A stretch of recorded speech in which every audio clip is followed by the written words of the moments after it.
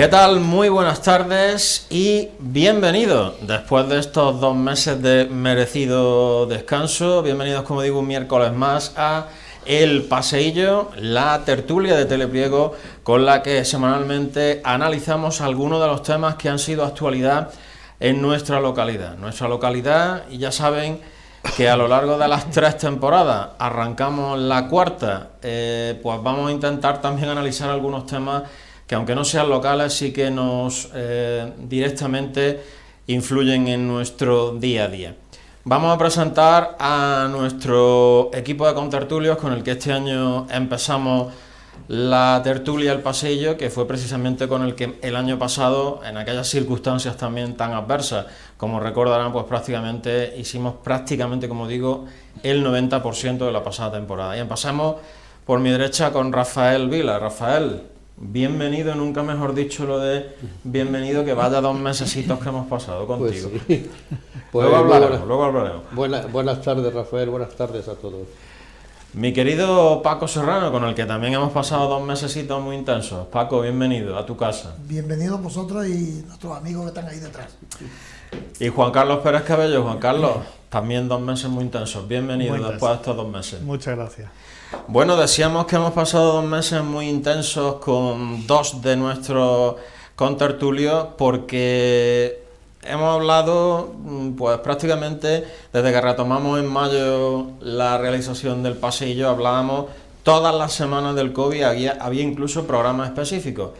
Terminábamos de grabar y siempre nos quedaba ¿y cuándo nos tocará a nosotros? Esa eterna duda de cuándo nos tocará a nosotros. Bueno, pues a mí me gustaría, para arrancar esta temporada, que nadie mejor que 2 personas que han sufrido en sus carnes lo que lleva siendo desde el mes de marzo esta terrible realidad, pues nos hablen un poco cómo han vivido ellos precisamente el momento y los días posteriores a que un doctor o una doctora les dijese es positivo en COVID.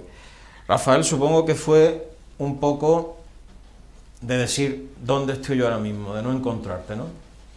Pues sí, tanto es así que sin tener ningún síntoma clínico, de buenas a primeras lo que te han avisado es que entras en capilla y que estás en peligro de poder morir, aunque no tengas síntomas para ello, ¿no? Y entonces, bueno, pues a lo que es la curación física también está el problema psíquico de afrontar ese problema, ¿no? Y además afrontar ese problema cuando, por mis características clínicas, digamos, tenía demasiadas papeletas, ¿no? Con lo que, en primer lugar, pues agradecerle al equipo médico en Cabra que no solamente me atendió, sino que me curó y desde luego, si he estado alguna vez cerca de alguien que son un verdadero héroe, no en el sentido real de la palabra, ¿no? Allí los he conocido, ¿no? Y de eso me supongo que hablaremos, porque me da la sensación de que llevamos muchos meses. Yo me infecté alrededor del día 20 de agosto y hasta el 17 de septiembre no volví a ver la calle, exceptuando cuando iba con la ambulancia, y la verdad es que me da la sensación de que, no sé, parece como si estuviéramos mirando diciendo, bueno, pues vamos a ver cuándo se acabe esto, aunque sea dentro de 2 años, a ver los que quedamos y nos contamos entre nosotros, ¿no? El 1, el 2, el 3, el 4, ¿no? Esa es la sensación que yo tengo, ¿no? Porque visto desde dentro, te das cuenta de que lo puedes coger sin arriesgar mucho, es decir, que lo puedes coger sin saber siquiera dónde lo has cogido, como fue mi caso, y te das cuenta también de lo poco preparado que está efectuando el hospital, digamos, en lo poco preparado que está todo. Es decir, no se ha preparado nada, con vistas no a una segunda ola, sino con vistas a algo tan elemental, por ejemplo, como ¿qué haces confinado si no hay un equipo que siquiera te lleve el pan? ¿Cómo se hace? Es decir, ¿cómo se hace eso? Tan simple, ¿no? Aquí en Priego, pues, Protección Civil, otros verdaderos héroes. Ahora hablaremos de ello. Bueno, uno de nuestros protagonistas, hemos estado, como decimos, 2 meses, pues muy pendientes de Rafael, y también estuvimos muy pendientes de Paco. Paco, ¿qué pasó? ¿Cómo te sentiste en esos momentos? Yo salí positivo porque mi amigo Rafael, evidentemente, en su buen criterio y lo coherente que es, pues señaló a las personas que habíamos estado más cerca con él, y yo era una de esas personas. Salí positivo, pero mi situación fue completamente diferente a Rafael. Yo no tuve ningún síntoma, en ningún momento he tenido fiebre, ni he perdido el paladar, ni he tenido ningún problema de saturación en la sangre, ni he cogido temperatura, nada. Me compré hasta el aparatito ese del dedo y yo tenía 97, 98, 99, 97, 98, siempre igual. Me agobiaba cuando yo veía que nadie, como él dice, que nadie estaba pendiente de ti, que nadie te decía, tienes que hacer esto, no, tú quédate en casa y ya te iremos llamando. Pero eso no es lo que más me ha preocupado, tal vez porque la falta de previsión de esta situación que nos está llegando a todos. Lo que más me preocupa era la estigmatización, ¿no? O sea que muchas veces... De eso vamos a hablar ahora después. Muchas veces, yo que tengo un negocio de hostelería, tuve que cerrarlo, evidentemente. Aunque todas las personas que estuvieran a mi alrededor eran negativos todos, no contagié a nadie, por suerte, que yo sepa, ¿no? Que yo sepa. Y entonces, los comentarios y como que te miraban raro y todas esas cosas los primeros días, incluso la mujer de Rafa o incluso algunos compañeros nuestros que lo han sacado por los medios de comunicación, eso me parece una crueldad infinita, porque no cabe duda que esto le puede pasar a todos. Y lo que tenemos que ser es solidarios, estar juntos. ¿He superado esta situación? Pues muy bien, sin ningún síntoma, muy bien. Ahora estoy otra vez trabajando y viviendo e intentando salir adelante con mi negocio, que ahora mismo está en precario, evidentemente. Juan Carlos, tú no has tenido ninguno cerca, ¿no? No. Bueno, cerca a mis amigos que en ese momento no estaban cerca físicamente, aunque lo sentía cerca en mi ánimo y en mi espíritu. No he tenido cerca ningún positivo, pero la verdad que he vivido esta situación con la preocupación que todos tenemos. En este caso por ellos, los llamaba a menudo, sabía que iban bien y eso me congratulaba. Pero la verdad que todos tenemos esa incertidumbre, ¿no? De cuándo me puede tocar, dónde me puede tocar.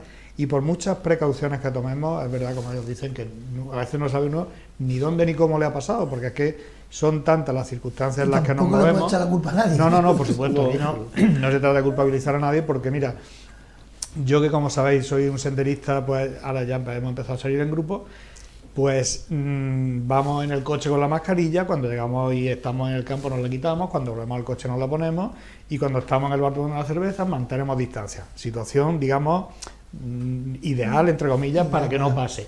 Pero ¿quién me dice a mí que cualquiera de mis compañeros o yo mismo no soy positivo sin saberlo y estoy contagiando en un momento que te acerca a alguien a decirle algo? Es decir, que tenemos que tener esa precaución, pero a la vez yo creo que también vivir sin miedo, ¿no? Sin paranoia, es decir, ya me voy a contagiar, y hay personas que siguen pensando, hay amigos míos que siguen sin salir a día de hoy, no saben nada, sus hijos les llevan la comida.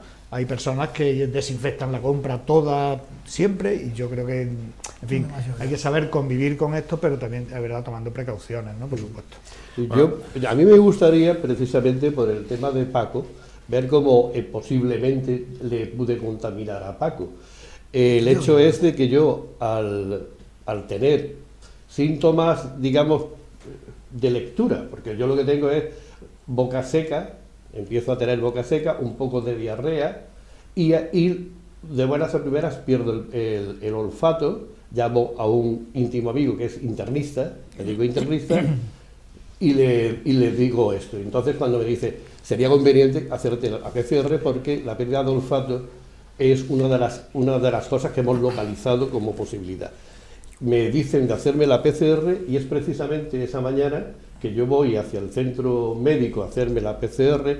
Me gustaría que alguna vez vieran los ciudadanos las colas, cómo se atiende. Es decir, no se ha invertido ni un solo duro desde marzo aquí en tener nuestro centro médico con más personal, con mejores medios. Estábamos en la calle. Estamos en la calle, pero con el biombo en la calle, es decir, yo decía, ¿esto es Priego, es Calcuta o a qué se parece esto, ¿no? Entonces lo que hace Paco es que viene en el coche, Me llama y me dice, ¿dónde vas? Digo, al centro médico. Dice, pues te acerco. Él ni sabía que iba a estar la cuarentena. Y no sabía nada si era aunque positivo. hubiera dado negativo. Él iba con ¿no? su, con su los 14 constipado, días, aunque sean negativos, y por eso entra en el tema. Si no, Paco, efectivamente, que después dio positivo, no sabemos si contagioso, si yo era asintomático, muchos positivos que tampoco lo son. Yo tenía más riesgo de cogerlo, pues yo tengo relación con mucha gente del bar, ¿no? y muchas veces se juntan 15, 20 personas. Pero vamos, que en pero esto, al ser asintomático no lo sé. Efectivamente, todo lo que puedan ser pruebas, cribado, atención primaria, esto que es lo que se tendría que haber hecho, cuando pregunta la gente qué diferencia tenemos los españoles respecto al resto. Pues los españoles tenemos respecto al resto que no nos hemos gastado ni un puto duro, ¿no?, en prevenir una segunda ni una tercera ola. Eso es fundamentalmente lo que tenemos. Rafael, ha comentado Paco, y además que lo viví yo en mis propias carnes por aquello de tener a estas dos personas, incluso estando de vacaciones, pues hubo varias llamadas personales que llevaba unos días muy perdidos, que si no sería yo también otro de los positivos de esta reunión familiar que tenemos aquí. Ha comentado Paco el tema de la estigmatización. ¿Qué te ha parecido? Porque la verdad que vimos algunos comentarios, la llamada que yo te estoy comentando, que no fueron una, sino que fueron varias. ¿Cómo se siente uno en ese momento? ¿Cómo os sentiste en ese momento? Yo soy pensionista, es decir, a mí me traes en cuidado, ¿no? Pero lo que es cierto es que de las personas con las que pude convivir luego en la 7ª planta COVID de Cabra, había bastantes que eran médicos. Yo compartí habitación con un cirujano que le contaminó el paciente. Es decir, al paciente la prueba del preoperatorio había salido negativo y salió positivo en el posoperatorio. Entonces le llamaron y efectivamente. ¿Cuál era su problema? Su problema como médico, además, era que los pacientes tuvieran miedo a acercarse a él, ¿no? Y prácticamente, por lo que yo noté, pues lo que se practicó, o lo que se está practicando, es precisamente un concepto de ambigüedad positiva. Es decir, es que también es cierto que hay muchos negativos no infecciosos, positivos no infecciosos, asintomáticos no infecciosos, asintomáticos infecciosos. Por eso es tan importante toda inversión que se haga en el cribado para que no llegue la contaminación a alguien en peores condiciones de salud que en mi caso, por ejemplo, y entonces pueda llegar a fallecer, como vi varias veces en esa semana. Pues preguntaba, pues o lo han bajado a la UCI o ha fallecido. Con lo que el sistema este de estigmatizar es más como los monos de Gibraltar, como los niños pequeños, ¿no? Somos el país donde nos hablamos a voces pero al oído. Y entonces pensamos que si no lo vemos, que si no lo oímos y no comentamos el tema, pues no existe. Y eso no es verdad. Es decir, todo lo contrario, precisamente de poder agarrar al toro por los cuernos es la única posibilidad de eliminar, digamos, riesgos innecesarios. Hay una situación que también me llamó mucho la atención, porque el hecho de yo ser positivo y tener un negocio de cara al público, tú tomas la decisión o te obligan a confinarte, y a tus compañeros tienen que confinarse también, aunque sean negativos. Pero de repente cierras el bar, tienes que dar explicaciones. Durante los 17 días que yo he estado encerrado también, pues yo he hablado con mucha gente que han sido positivos, pero que están en su casa y no se ha enterado nadie. Han faltado otra vaina y se han enterado. Nosotros sí estábamos más en boca de la gente. Y yo era un caso de los 170 que había, o 140, o 50, no sé los que había en ese momento. En aquel momento 67. 67. Lo tengo aquí apuntado. Pero sin embargo, parece que lo importante era el mío, ¿no? O cuando su mujer, que dice que la veían por la calle. Si la mujer no salía, ¿cómo la van a ver por la calle? Bueno, le hicieron una foto y se la mandaron a alguien para que a su vez se la pasara a la Guardia Civil, mal, ¿no? Que curiosamente es la foto, según me dijo y por el momento, fue la foto en la que ella tuvo que ir en taxi al centro médico a hacerse La prueba. la PCR. Me refería, Rafael, precisamente a ese tipo de estigmatización, que parece que es Sí. una persecución. Sí, contra... es la vieja del... No, la y vieja del- te anulan, ¿eh? Yo te lo digo porque yo hay muchos clientes que al bar no vienen. es la vieja del Ya no visible. vienen por mí, sino por el propio sistema. Pero máxime, si encima yo he sido positivo, pues tienen todavía más dudas, porque hay gente que a lo mejor son ellos los asintomáticos, son los que están contagiando a la gente. Sí, pero si sí, se quedan claro. encerrados en su casa, no sale mejor. Sí. Porque para Yo creo- fastidiar yo a creo uno y a otro. que en esta situación, a ver, a lo mejor una tendencia natural no estigmatizar, sino de entrada pensar que te puedes contagiar si estás con alguien, ¿no? Pero yo creo que el estigmatizar en el sentido de dejar de lado, mirar mal, no está justificado. Primero porque a todos nos puede pasar, como decíamos antes, pero en segundo lugar porque la persona que lo ha sufrido pues no deja de ser un paciente, es decir, una persona a la que hay que apoyar incluso, ¿no? Desearle que se ponga bien, facilitarle todo lo que se pueda para que se ponga bien, darle ánimo para que se ponga bien y aceptarlo como cualquier, que tiene un resfriado y poco más, ¿no? Luego, sin Es que embargo, yo Juan creo Carlos, que- luego, sin embargo, cuando llega la hora de que esos mismos, porque yo tengo clientes, sin nombrar a ninguno porque te siguen midiendo, que en su momento se mosquearon porque yo no tengo tanta información, yo cuando sepa las cosas te daré la información, yo no tengo por qué decírtelo, hasta que yo no estoy seguro, ¿me Bueno, es que comprendes? ni- es de las que cosas. ni nos llamaban para dárnosla a Luego- nosotros, entonces, sí, ¿qué si íbamos luego, a decir? Si luego vas allí, como vienes todos los fines de semana, y no cumples las medidas de seguridad, y te pones a hablar en la puerta 8 juntos, o en la barra otros 8 juntos, y sin mascarilla, Es que tengo que eso- estar Está sacando todos los temas que va... como es el que- perro del hortelano, Exactamente, detrás de ellos, sí, diciéndole, sí, es por que- favor, que hay sitio allí, iros para allá, iros para acá, abriros un poco. Es que lo y, de- y encima se molestan. Pero Y es esos que- mismos son los que luego te Paco, critican, claro. porque no le han dicho nada. Pero si a lo mejor me has contagiado tú. Claro. Con tu actitud, que yo no puedo hacer más de lo que hago. Yo te quiero atender, quiero que comas, quiero que disfrutes. Pero es que lo de la responsabilidad Pero personal... vamos a mantener las distancias, ¿no? Lo de la responsabilidad personal, Paco, es un tema que en estas situaciones cuando de verdad se ve cómo somos, ¿no? Como somos cada uno de nosotros, ¿no? Y hace falta asumir esa responsabilidad y ponerla en práctica, es decir, ¿no? Y es muy fácil criticarte a ti porque eres una persona pública, tienes un establecimiento público, pero a lo mejor no se miran a sí mismos lo que están haciendo, ¿no? Y esa falta de responsabilidad, esa falta yo creo que es la que está causando que se esté Mucho más produciendo estrago. estos rebrotes tan alucinantes que estamos pasando, ¿no? Porque creo que está, y ahora supongo hablaremos de ello, pero yo en esta situación hago más responsable a los ciudadanos que a los que gestionan, siendo los que Claro. gestionan teniendo una gran responsabilidad y teniéndole que pedir responsabilidades, valga la redundancia, pero los ciudadanos tenemos mucho que ver en esto, ¿eh? En nuestra actitud. A mí me gustaría, cuando tengamos un momento, el comentar una experiencia que veo que vosotros no tenéis, que es cómo se vive en un hospital, en una sala COVID, cómo se vive esa semana, ¿no? Entonces, claro, no pueden entrar cámaras y de hecho no pueden entrar ni siquiera enfermeros Van con la o EPI, con el personal EPI. que Van no con el esté EPI, asignado, con ¿no? el EPI Es decir, puesto. yo no recuerdo ninguna de las caras, solamente recuerdo las voces, ¿no? Y un simple hecho como es poner una vía, te la pone alguien que va absolutamente forrado, sudando totalmente y que no ve nada. Es decir, trabaja prácticamente al tacto porque su propio vaho le impide a través de las gafas de metacrilato, que por cierto tiene que comprarse él, que no lo pone la sanidad. Entonces, tiene que trabajar al tacto. Bueno, pues es que te llegan a hacer hasta 4 analíticas al día, ¿no? Y los ves trabajar en esas circunstancias y te das cuenta lo que sufren ellos y la entrega tan absoluta que tienen, ¿no? No están desatendidos, pero ni un segundo, ni un segundo. Y el problema, que decías tú, de la solidaridad, ¿no? Mi compañero de habitación, ahora mantengo unas relaciones con él de llamarnos y tal, y parece mentira esa semana lo que ha hecho de hermanarnos en unos niveles increíbles, ¿no?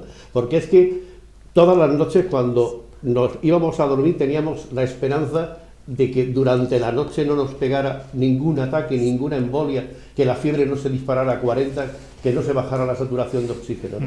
Porque ataca de una forma despiadada, no es algo que vayas viendo poquito a poco, no, es que en el tercer día Que aparece. puede haber de golpe y porrazo 40 grados de temperatura, bajarte la saturación de oxígeno al 78% y meterte en la UCI o te mata. Y eso es de un momento a otro, no es algo que se pueda hacer.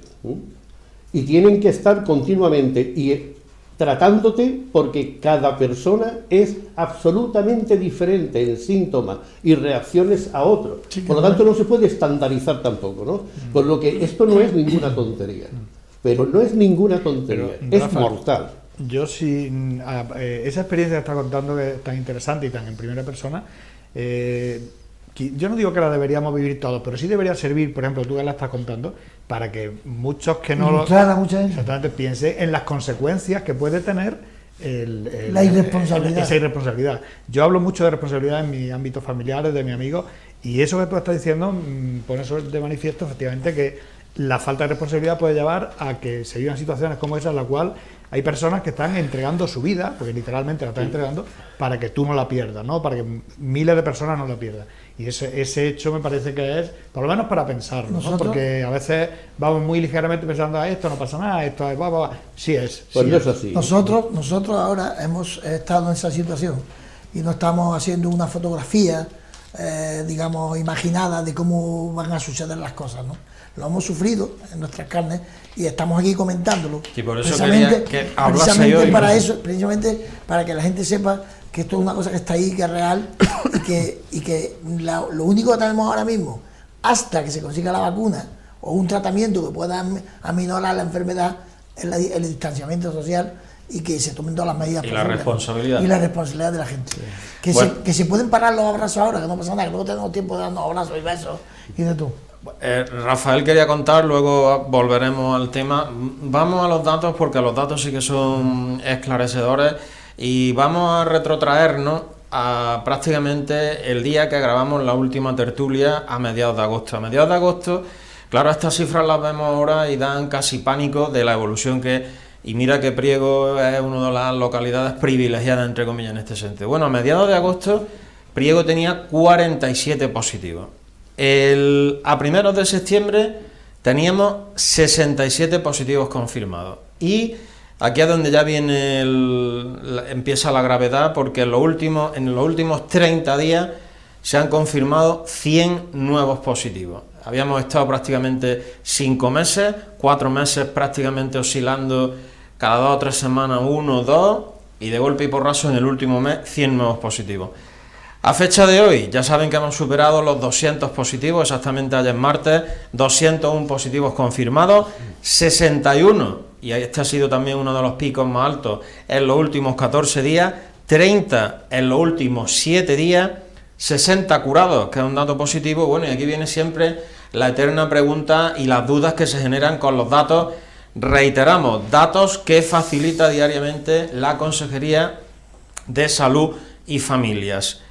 Si restamos las personas que hay positivas con las personas que están curadas y los 3 fallecidos, que ojalá que no haya más y que desgraciadamente se han registrado en nuestra localidad, obtenemos el número de activos. Y ahora mismo, o mejor dicho, ayer martes, los activos eran 138. Cifras que sitúan ahora mismo esa peligrosa tasa en 272,2 por cada 100.000 habitantes. Ya saben que al llegar a los 500 saltan todas las alarmas y comienzan a adoptarse algunas medidas muy importantes. Reiteramos, 100 casos en los últimos 30 días. Mes de septiembre, comuniones, muchísimas reuniones, y hemos tenido un megapuente del que ahora hablaremos, que ahí puede estar precisamente uno de los posibles causantes de estas 100 nuevos positivos, amén de esos también numerosos pruebas que se están realizando diariamente. Y tenemos cifras, porque la verdad que si las cifras de Priego dan que pensar y son ciertamente preocupantes, tenemos cifras, las cifras de ayer martes a nivel nacional sí que eran peligrosísimas. 13.873 positivos en el último día, o sea, del lunes al martes, 13.873, y el dato que cada día, la verdad que se nos encoge el corazón. Ayer fallecieron 218 españoles más a causa de esta enfermedad. Pregunta muy rápida: 100 positivos en un mes, cuando habíamos estado prácticamente, y éramos una de las localidades de más de 20.000 habitantes que se mantenía, no se habían superado los 70 positivos. estábamos a principios de agosto con esos 70 positivos. Juan Carlos, ¿qué ha podido pasar para en un mes esos 100 positivos de golpe y porrazo, sobre todo el pico de las 2 últimas semanas? Yo creo que los contactos sociales, los eventos a los que ha aludido, la movilidad, el puente, de verdad, en Priego había mucha gente de fuera. Yo creo que son los factores que están propiciando esta segunda oleada, ¿no? Se está poniendo mucho énfasis en la hostelería. Sabemos que en algunas comunidades autónomas se está cerrando totalmente la hostelería, y yo sinceramente creo que ese no es un vector de contagio, al menos no el más importante desde mi punto de vista, porque hasta donde yo he ido a algún bar, a algún restaurante cuando he estado aquí o cuando he estado fuera, se toman medidas de distancia, de higiene, y yo creo que está bastante controlada la situación, ¿no?, en esos ámbitos, ¿no?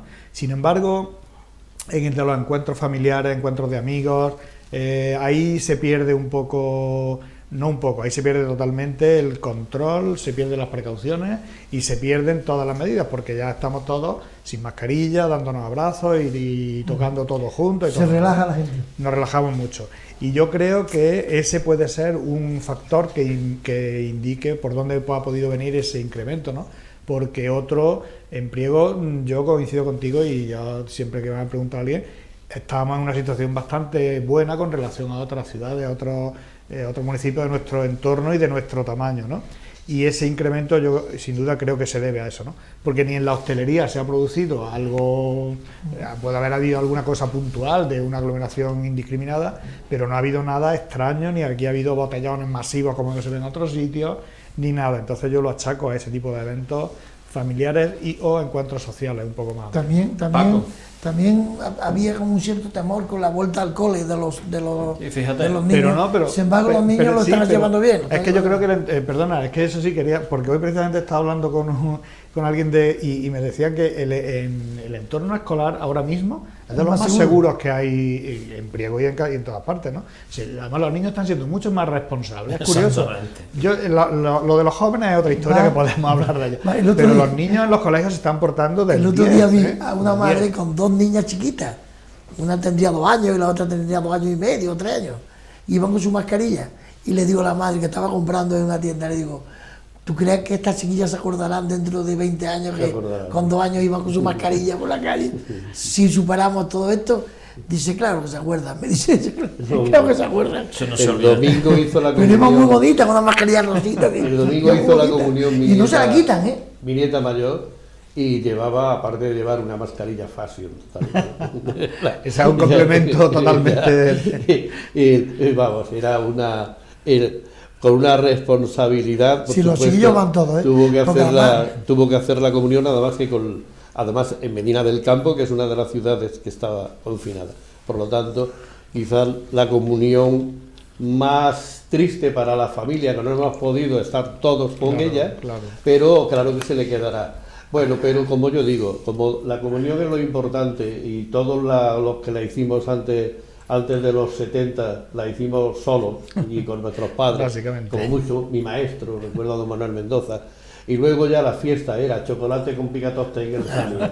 Digo, pues a Paula yo le he dicho, no te preocupes porque la reunión la vamos a festejar en el momento que nos podamos reunir, la vamos a festejar y vas a tener muchas fiestas. Muchos picatostes. Bueno, Paco, entonces las causas de eso, o a qué achacas tú esos 100 Yo estaba hablando pues a la irresponsabilidad y a que, aunque parezca mentira que no hay ocio nocturno, sí lo hay, porque se concentra mucha gente en los bares.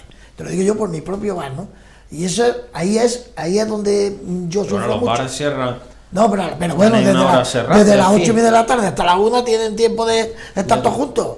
Que yo estoy agradecido que vayan, pero que hay sitio para estar más anchos todos, que no tienen por qué estar todos juntos. Y lo que estaba diciendo a los chiquillos es que los niños vienen con los padres y no se quitan la mascarilla ni en un minuto, y están en la calle jugando en la calle Solana, en el tranquillo, corriendo con su mascarilla. Se van a los padres, están hablando con el amigo, con el otro, y están sin mascarilla, fumando y haciendo de todo eso en la calle. Eso es lo que yo veo que es peor. Y si el chiquillo no se quita la mascarilla para nada, pero para nada, y está corriendo, está para arriba, está para abajo. Yo eso Rafael, los 100 positivos, ¿a qué te crees? Vale, vamos a ver, yo estoy de acuerdo en que hay muchísimo más el contacto familiar, no conviviente, que el contacto social. Por una simple razón.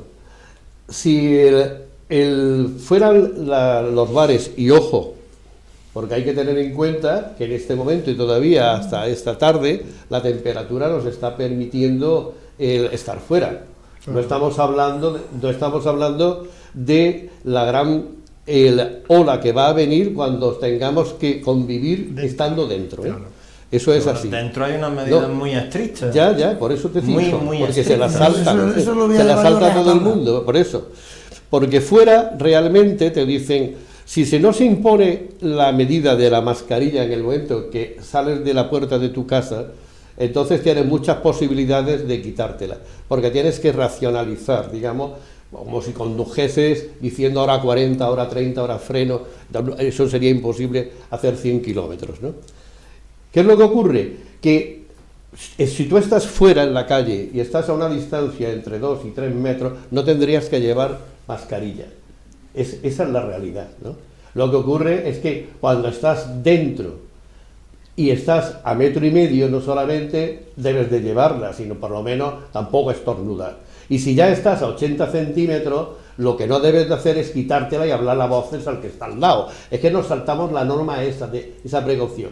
Y esto parece que con los familiares no convivientes no hay peligros. Parece como si la genética nos... Sí, que viene mi primo de Palencia y que no pasa nada.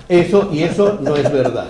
Y digo que con la simple observación te das cuenta de que, ojo con la hostelería, en el sentido ese estamos ahí hablando, porque si realmente la hostelería fuera la mayor causa de contaminación, todos los bares estarían en cuarentena y estarían cerrados. Claro. Es decir, un bar, si tiene contaminados dentro de los camareros y tal, si está abierto es porque puede estar abierto, en una palabra. Si no estaría cerrado. Eso es ir tirando tiros a quien más vemos. ¿Por qué? Pues por una cuestión que yo también observo. La gente, la mayor parte de nosotros, los meses que estuvimos confinados, no estábamos deseando que bajaran las cifras. Poca gente. Estábamos deseando que abrieran las cifras. Lo que estábamos deseando es que abrieran las terrazas. Eso es lo que tú escuchas a la gente.